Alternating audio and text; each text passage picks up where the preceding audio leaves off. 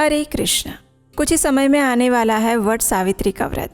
हमारी वैदिक परंपरा के अंदर ये व्रत महिलाओं द्वारा अपने पति और अपने सौभाग्य की रक्षा के लिए किया जाता है।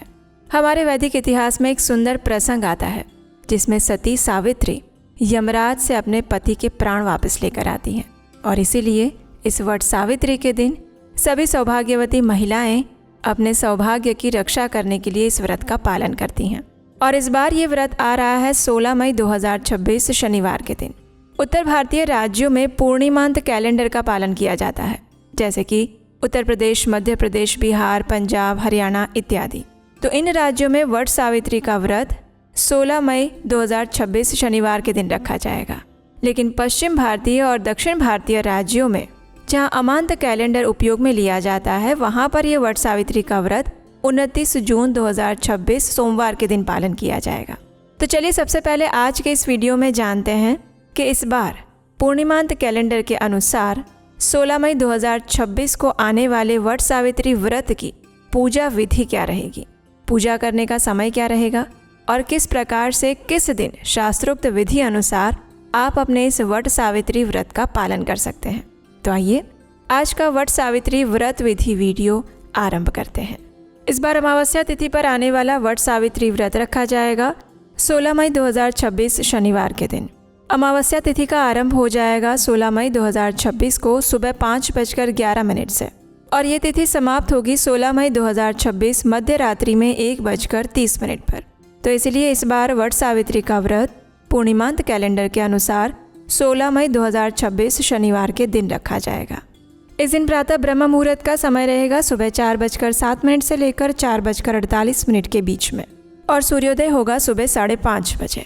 प्रातः काल में अगर आप पूजा अर्चना करना चाहते हैं तो इसका समय रहेगा सुबह 4:27 से लेकर 5:30 के बीच में और संध्याकालीन पूजा करने का समय रहेगा शाम 7:05 से लेकर 8:08 के बीच में।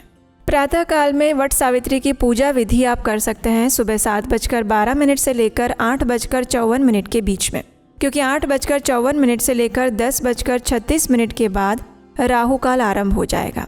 तो इस समय के दौरान कोई भी पूजा, व्रत, विधि इत्यादि ना करें। उसके बाद दूसरा शुभ मुहूर्त आपको प्राप्त हो रहा है दोपहर में 3:42 से लेकर 5:23 के बीच में। तो ये थी वट सावित्री के शुभ मुहूर्तों की जानकारी जिसमें आप पूजा अर्चना कर सकते हैं। आइए अब जानते हैं कि वट सावित्री व्रत की विधि क्या है, शास्त्रोक्त नियमों के अनुसार किस प्रकार आप इस व्रत का पालन कर सकते हैं। आइए वट सावित्री की व्रत विधि जानते हैं।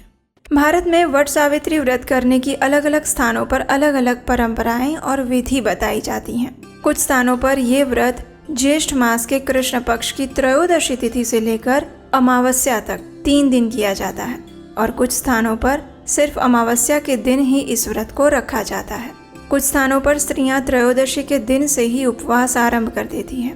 त्रयोदशी और चतुर्दशी दोनों ही दिन मात्र फलाहार और जल लेती हैं और फिर अमावस्या के दिन भी संपूर्ण दिन का उपवास करके वट वृक्ष की पूजा करने के बाद भोजन लेती हैं। उपवास के विषय में आप अपनी स्थानिक परंपरा का पालन कर सकते हैं। आपके यहाँ अगर 3 दिन व्रत रखा जाता है तो आप 3 दिन रख सकते हैं और अगर सिर्फ एक ही दिन अमावस्या पर रखा जाता है तो एक ही दिन भी रख सकते हैं। अब देखिए, जैसा कि हम अपने वीडियोस में कई बार बता चुके हैं कि मुख्यतया उपवास 3 प्रकार के होते हैं। पहला है निराहार और निर्जल, जिसमें अन्न और जल दोनों का त्याग किया जाता है। दूसरा है जलाहार, जिसमें सिर्फ जल ग्रहण किया जाता है और तीसरा है फलाहार, जिसमें जल, फल, दूध, कंदमूल या फिर व्रत वाला प्रसाद लिया जा सकता है।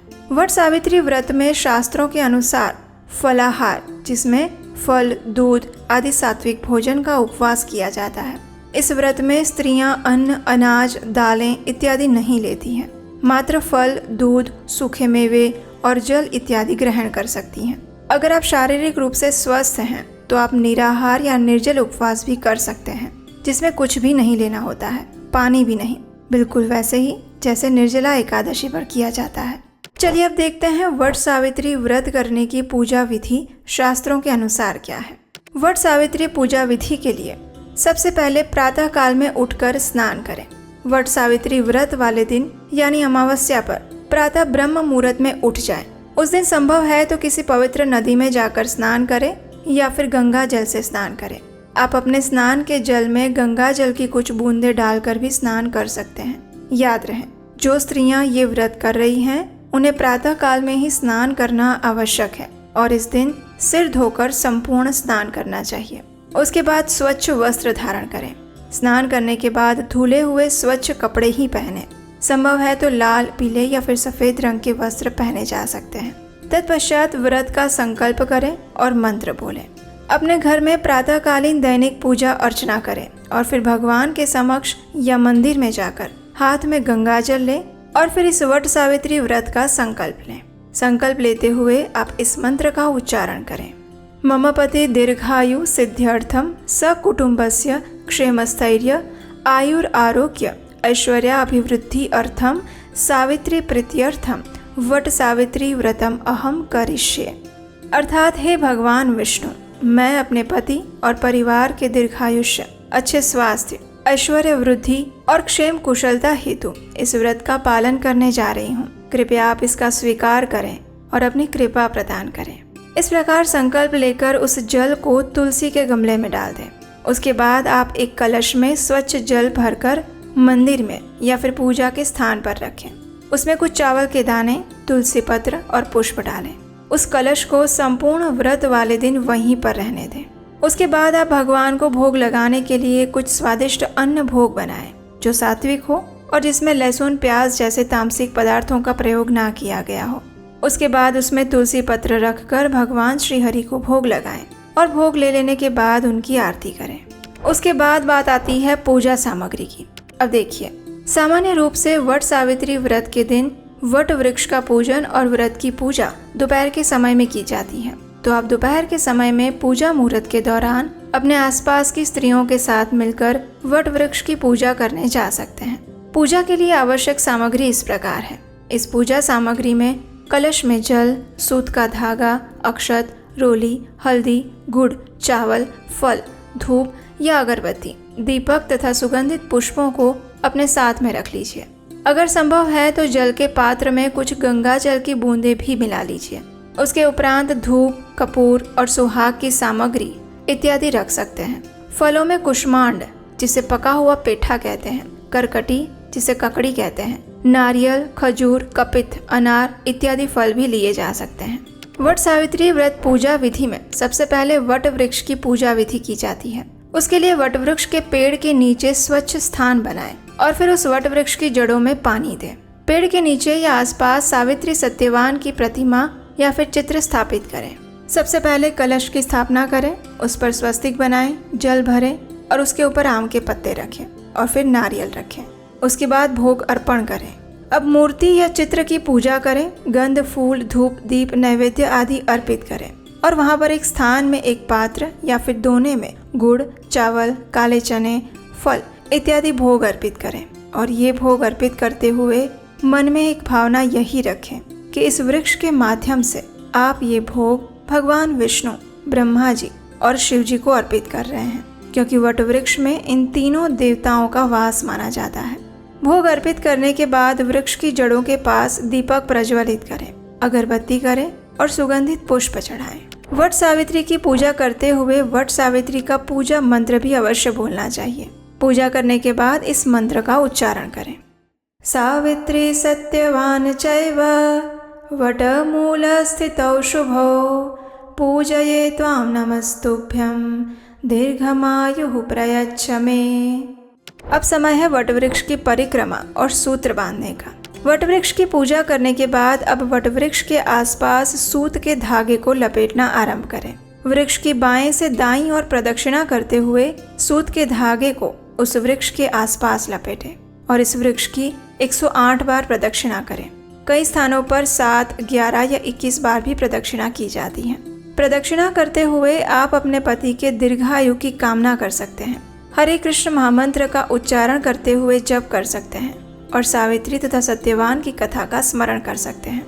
इस समय आप ये भी प्रार्थना कर सकते हैं कि हे यमराज, जिस प्रकार आपने सावित्री के पति के प्राणों की रक्षा की, उसी प्रकार मेरे पति के आयुष्य में भी वृद्धि करना। और अंत में प्रदक्षिणा समाप्त करके वट वृक्ष के पास हाथ जोड़कर इस प्रकार प्रार्थना करें। वट वृक्ष महावृक्ष त्रिदेव निवासक दीर्घायुं कुरु मे नाथ पति सानंद जीवतु।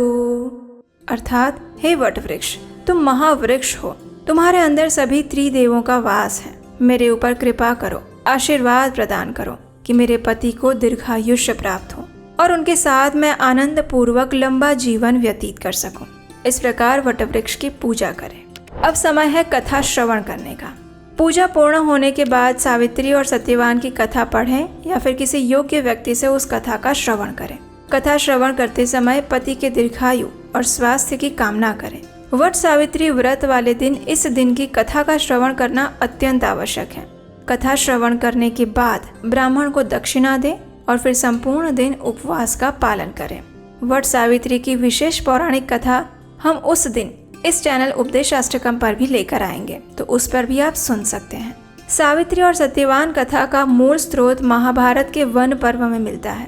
इस कथा में सावित्री ने अपने तप, सत्यनिष्ठा, दृढ़ संकल्प के बल पर यमराज से अपने पति सत्यवान के प्राण वापस लिए थे।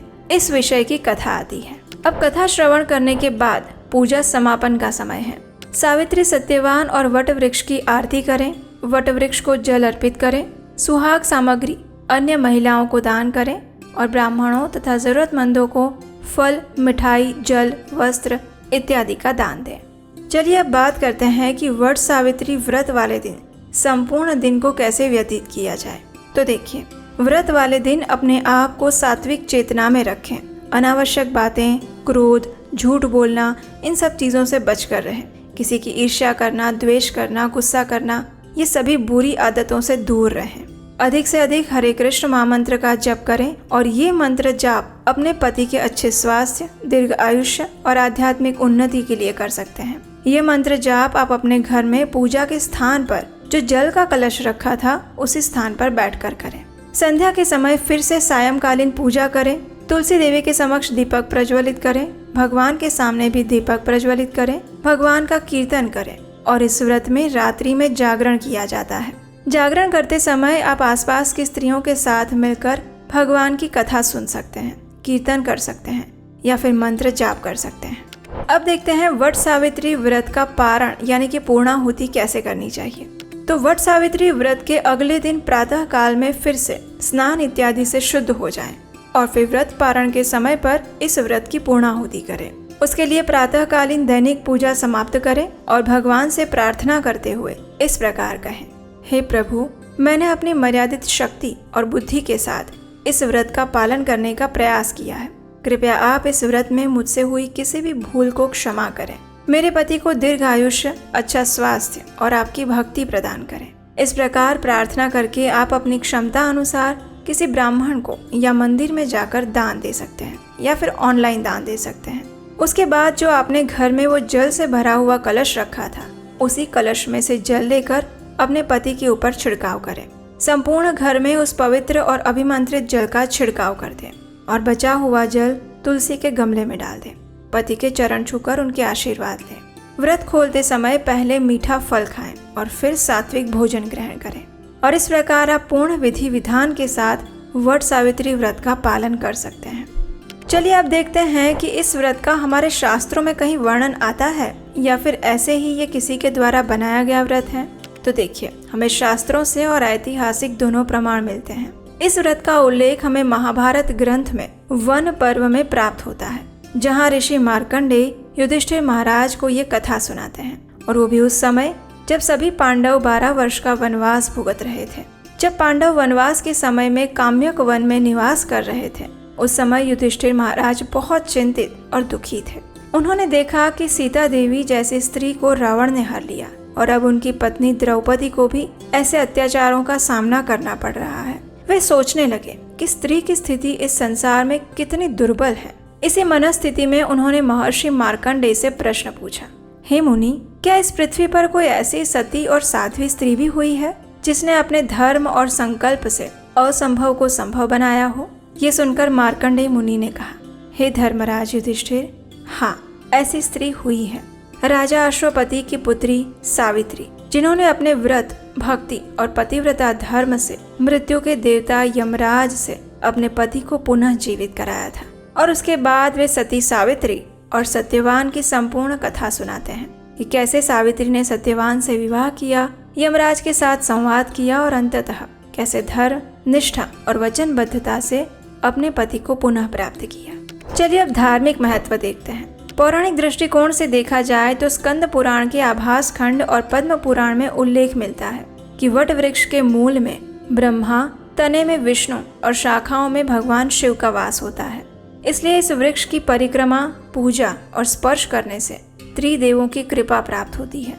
यही कारण है कि इस वृक्ष के नीचे की गई पूजा, ध्यान और व्रत विशेष फलदायी माने गए हैं। स्त्रियां जब वटवृक्ष के तने को मौली से बांधती हैं तो ये केवल प्रतीकात्मक नहीं होता, ये जीवन को बांधने, जोड़ने और स्थायित्व देने का सूक्ष्म संकल्प होता है और इस प्रकार ये व्रत शास्त्र सम्मत है।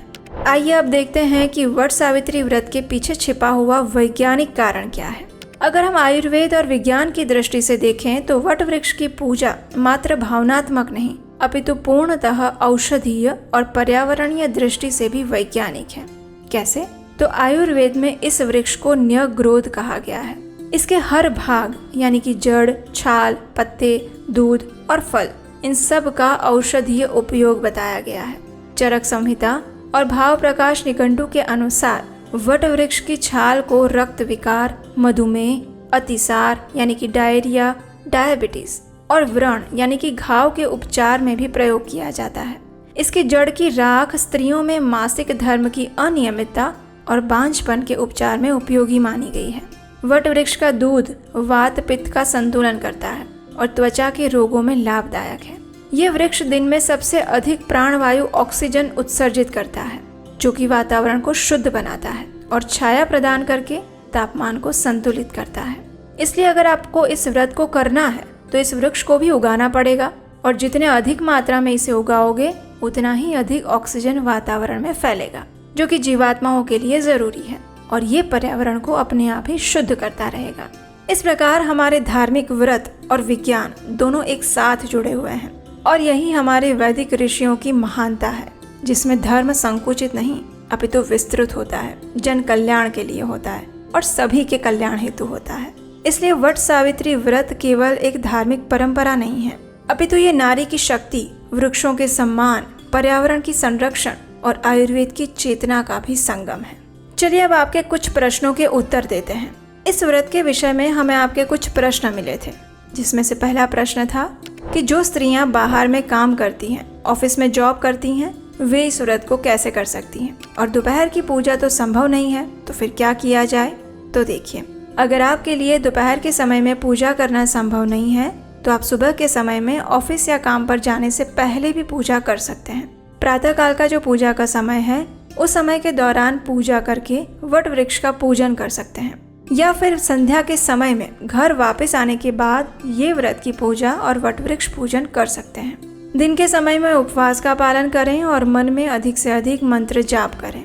इस व्रत का पारण भी अगले दिन प्रातः काल में निर्धारित समय पर किया जा सकता है। दूसरा प्रश्न आया था कि अगर महिलाएं पीरियड्स में हों या घर में सूतक लगा है तो ये व्रत कैसे किया जाए?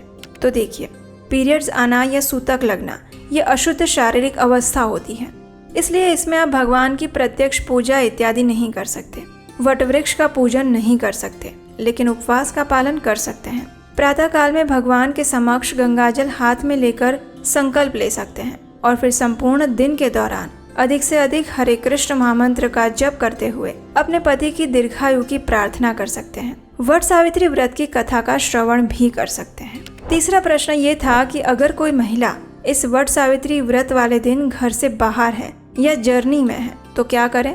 तो देखिए, यात्रा में आप पूजा अर्चना तो नहीं कर पाएंगे, लेकिन आप उपवास का पालन कर सकते हैं, कथा का श्रवण कर सकते हैं, अधिक से अधिक प्रार्थना कर सकते हैं, हरे कृष्ण महामंत्र का जप कर सकते हैं और इस प्रकार अधिक से अधिक अपनी चेतना को भगवान के चरणों में केंद्रित रखने का प्रयास कर सकते हैं और इस प्रकार आप अन्य नियमों का पालन करते हुए ये वट सावित्री का व्रत रख सकते हैं।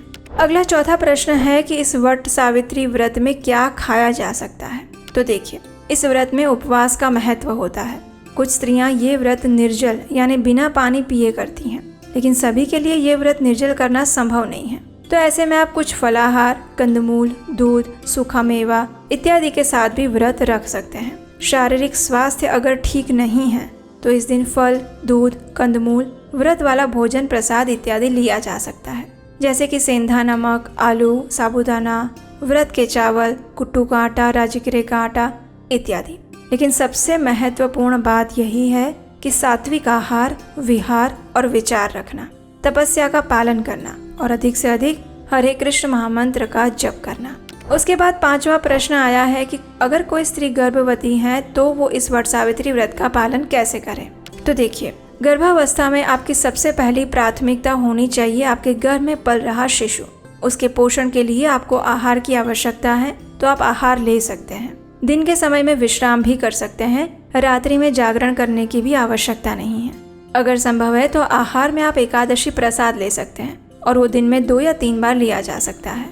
लेकिन प्रयास करें कि वट वृक्ष की पूजा और दैनिक पूजा अवश्य करें और इस दिन वट सावित्री व्रत की कथा का श्रवण करना बिल्कुल ना भूलें। इस प्रकार गर्भावस्था में भी आप अपनी क्षमता अनुसार इस व्रत का पालन करें। किसी ने प्रश्न ये भी पूछा था कि अगर जागरण ना कर पाए तो क्या करें।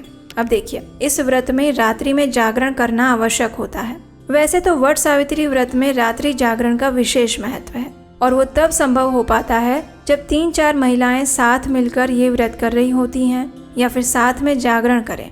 लेकिन हम समझ सकते हैं कि अभी के समय में सभी की अपनी पारिवारिक जिम्मेदारियां होती हैं। अब पहले की तरह जॉइंट फैमिलीज भी नहीं रह गए हैं, इसलिए ऐसे में आप जितना हो सके उतना जागरण करें और फिर आप विश्राम कर सकते हैं।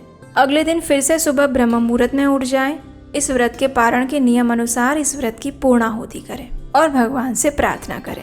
तो ये थे आपके लगभग सभी प्रश्नों के उत्तर। अगर इसके सिवा भी वट सावित्री व्रत के विषय में आपके कोई और प्रश्न है तो हमें नीचे कमेंट बॉक्स में लिख कर बताएं।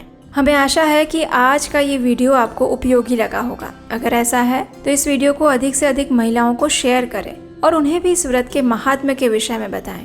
इस वीडियो को लाइक अवश्य कीजिए और ऐसे शास्त्र आधारित जानकारी देने के लिए हमारी टीम निरंतर श्रद्धा और मेहनत से रिसर्च करती है। अगर आपको हमारा प्रयास सार्थक लग रहा है तो इस चैनल को याद से सब्सक्राइब कर लीजिए, क्योंकि इसे सब्सक्राइब करने से आपको कोई नुकसान नहीं होगा, लेकिन ऐसा करके आप हमें बहुत बड़ा योगदान दे रहे हैं। और वो योगदान ये है कि आप शास्त्रों से प्रमाणित वस्तुओं और कथा तथा विधि को अधिक से अधिक लोगों तक पहुंचाने में हमारी सहायता कर रहे हैं। आपके द्वारा सब्सक्राइब करने से हमें प्रेरणा मिलती है और आपके लाइक से हमें ये पता चलता है कि आपको हमारे वीडियोस पसंद आ रहे हैं।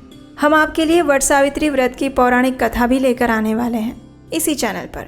उसे सुनने के लिए आप हमारे व्हाट्सएप कम्युनिटी ग्रुप के साथ भी जुड़ सकते हैं। उसका लिंक नीचे डिस्क्रिप्शन बॉक्स में दिया गया है। तो इस प्रकार ये वट सावित्री का व्रत पूर्ण आध्यात्मिक, शास्त्रों पर आधारित और वैज्ञानिक है और ये व्रत उस विश्वास का नाम है कि भक्ति, निष्ठा और संकल्प से मृत्यु जैसे अडिग सत्य को भी बदला जा सकता है और ये क्षमता है भारतीय नारी के अंदर। हरे कृष्णा।